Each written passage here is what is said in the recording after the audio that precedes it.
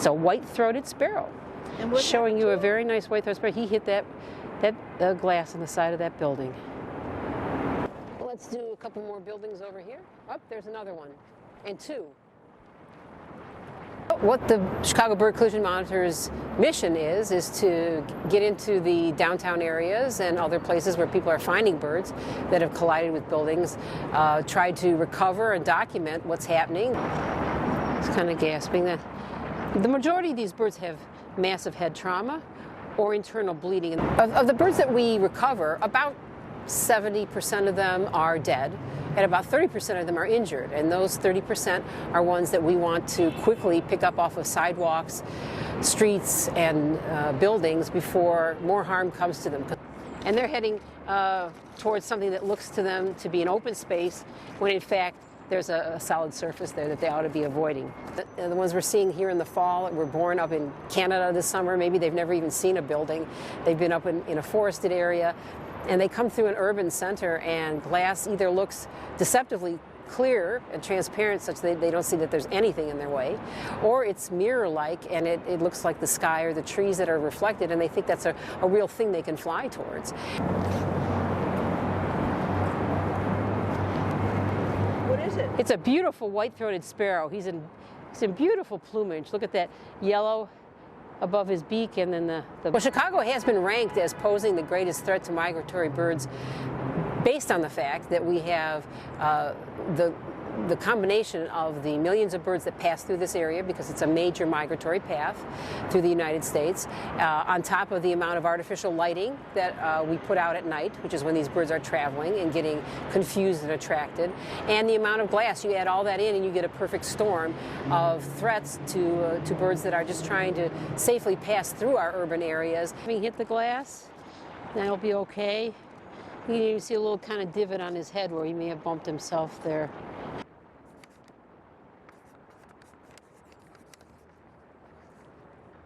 But if you can identify an area where a lot of harm is coming to birds and fix that area, you can make a significant decrease in collisions. McCormick Place Lakeside facility has always been one of the most dangerous buildings in Chicago.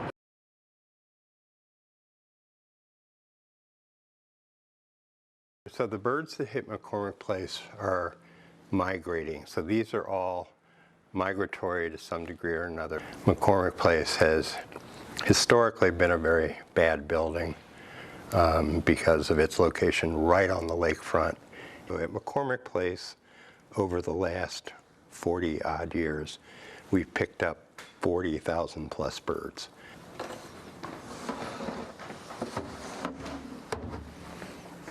And I knew there'd been a big movement, and I thought, oh, McCormick Place will have killed a lot of birds, and I was thinking maybe 100.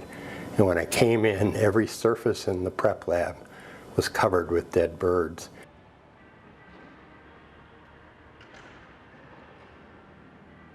Around 1,000 birds had hit McCormick that night. And that's about an average for an entire year. So that happened in a single night.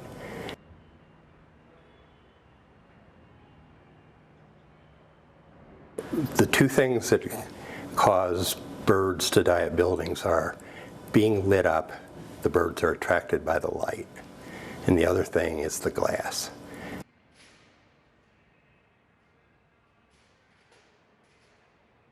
And so the first thing McCormick Place did was essentially they've kept their curtains closed so that light that's in there when they have a show doesn't escape.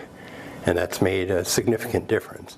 But then this summer, they put in a film with a design of dots covering the whole surface. And that is sort of the method we know to reduce make it so that the birds can see that there's glass there and they won't hit it.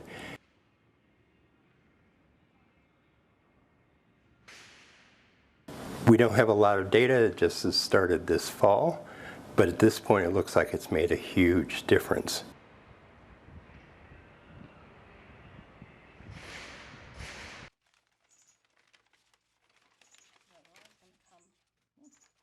It looks like it was probably just a truly stunned bird and it's going to be released.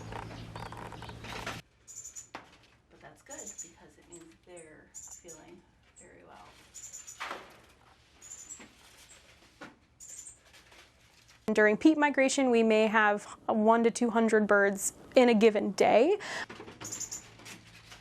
What is this? This is a white-throated sparrow.